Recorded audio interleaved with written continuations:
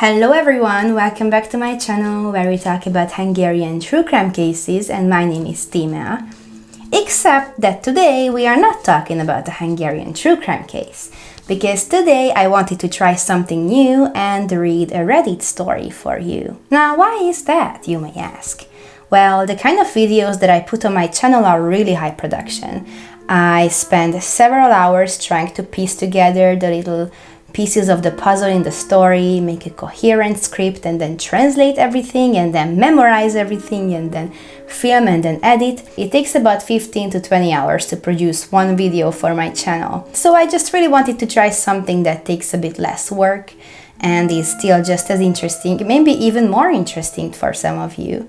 And I just went on Reddit no sleep and I searched for a few creepy stories that involve Hungary. Also, I know I have been saying that I'm gonna make like a Q&A type video about Hungary, and I've gotten a few very good questions, but most of them are so big topics that it could be like a full-length video for each of them. So I'm still thinking about how to make this video, so don't worry, that will come eventually. Now let's get on with the story. It's titled, He Was Taken. The call came on my mother's birthday. A bit of cosmic unluckiness, I suppose. My grandfather had crashed his motorcycle and was in the ICU. No one else was injured. It was a one-person and one-tree type of accident. Later, it would come to light that my grandfather had gotten in a fight with his girlfriend over his selfishness. He rode off angrily instead of listening, which I guess proves her point. He was wearing a helmet, but it didn't do much. Over the next few days, our family came together, with the exception of my grandma. She and my grandfather had been divorced for over a decade, and she had interest in neither his life nor his death. My grandfather laid in his bed in the ICU, helpless in an induced coma. The doctors had a lot of hope that within a few days he would come out of it on its own. When my mother, my siblings, and I made visits to the hospital, I was never quite sure what to do with myself. There wasn't much to do. It's not like my grandfather could converse. In truth, the man was practically a stranger. He rarely spent time with my mother and her children, and when he made his annual visit to our home, it was painfully awkward and incredibly brief. It was only ever a few minutes between the time he knocked on the door and the moment his motorcycle peeled out of the driveway. Even though I spent little time with him, I knew more about him than perhaps anyone else in the family, even more than my aunts and my uncle. This is because my relationship with my grandma was the polar opposite of the one I had with my grandfather.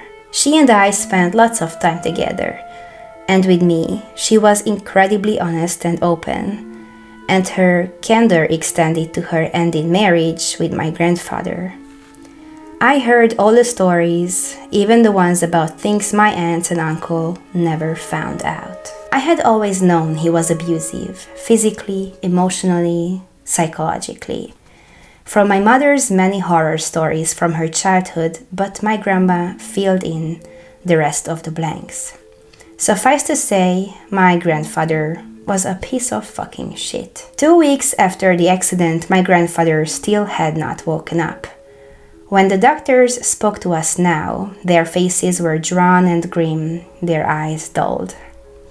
They ran a series of tests on him that confirmed he had no significant brain activity, and his skin had a yellow-gray pallor. His eyes seemed sunken in. I don't know where his spirit was, his essence maybe, but it was nowhere pleasant. We chose a time for the next day to turn off all of the machines keeping him alive. The following afternoon, my aunts, uncles, and cousins all crowded into the room.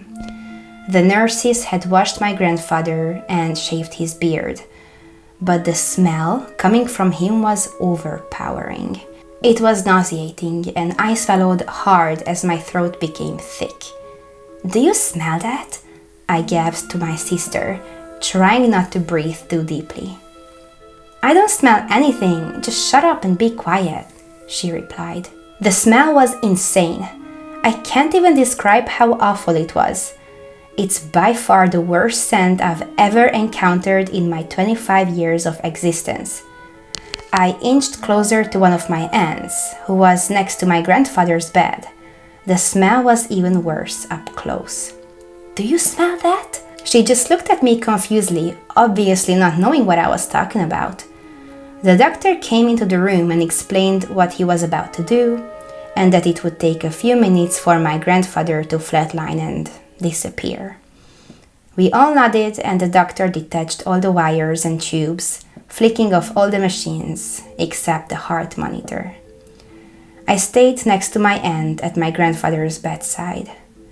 My cousins sniffled and we waited. I watched my grandfather's body struggle to breathe on its own, just a remnant of the respiratory system's drive to fulfill its imperative. It made an awful sound, minimal intakes of oxygen that could not pass his throat. 3.5 minutes later, the heart monitor stopped its progressive slowing and I heard a sharp, constant tone. And that was when I saw them. In those moments, I was in two places at once, there and not there. My vision darkened just before the final tone and blackened almost completely at the exact same time my grandfather finally flatlined. I could feel my physical body, my own heart and breathing constant, but I no longer saw the room, my family or my grandfather's empty corpse.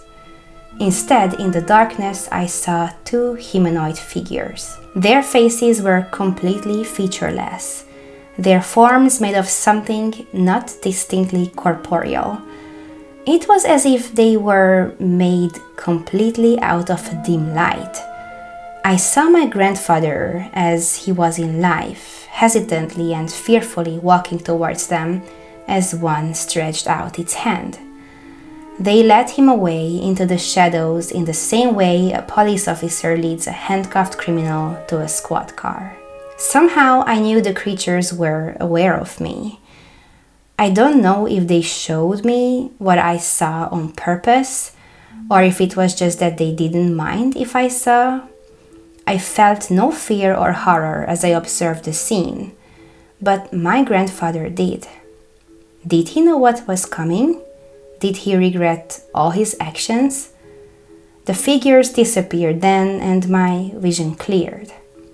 Bless her heart, my aunt is so spiritual in a kind of generic way, but it comes from a pure place. She kept quietly repeating, "It's okay, it's okay, it's okay, he's passed." He sure did, but I don't think it was quite the bright white light I'm sure my aunt was imagining. At that point, the smell became too much. I bolted out of the room with my hand over my mouth, running until I found the nearest room. After that, I found a quiet corner to hide away in until we left.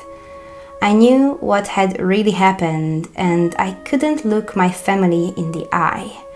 Not because I thought I was going crazy or because of grief, but because I was glad. Oh God, I was so fucking glad. You have to understand, my grandfather was a monster. The things he did to my grandmother, especially, it took her years and years to get past it, to rebuild a new life where the memories of him couldn't hurt her anymore. He nearly drove her to suicide during their marriage. It was unforgivable. He had never felt the consequences of his actions either. Not for any of it. I'm sure he was abusive to his girlfriend too, from the stories I heard. I don't know where those strange entities took him, but it was nowhere good. And that's why they took him. My grandfather was not good. I don't pretend to know where exactly we go after we die, but I don't believe in heaven and hell in the biblical sense. I don't even know who they are, but I think they take the special cases. People whose hearts are filled with hate. People whose lives they littered with others they hurt and destroyed. People whose actions have been more evil than good. Half my heritage is pretty solidly Hungarian. And Hungary is a place rich with folklore and myths, full of spirits and witches and strange creatures. And the vision I experienced made me think of that. I remember being told long ago by my great-grandparent, now long dead, how even today, some common sayings have their root in the old folklore. One of these that I never forgot is the curse, Vigyen el az íz.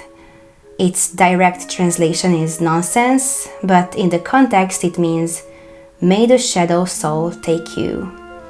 The reference to the íz is wandering soul of the dead. So remember, if you hurt people you claim to love, if your mind is filled with hate, if you take joy in manipulating and crushing others, beware.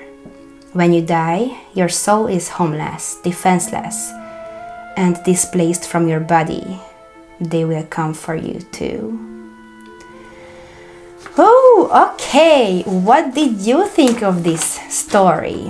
I have quite a few things to say. In the end, it says that Vigyen el az íz is a curse saying that you want somebody to be taken away by the wanderer's soul. Okay, so let me explain that and extend on that a little bit. Íz in Hungarian means taste or flavor, but it's just what it means now. A long time ago, it didn't only mean that.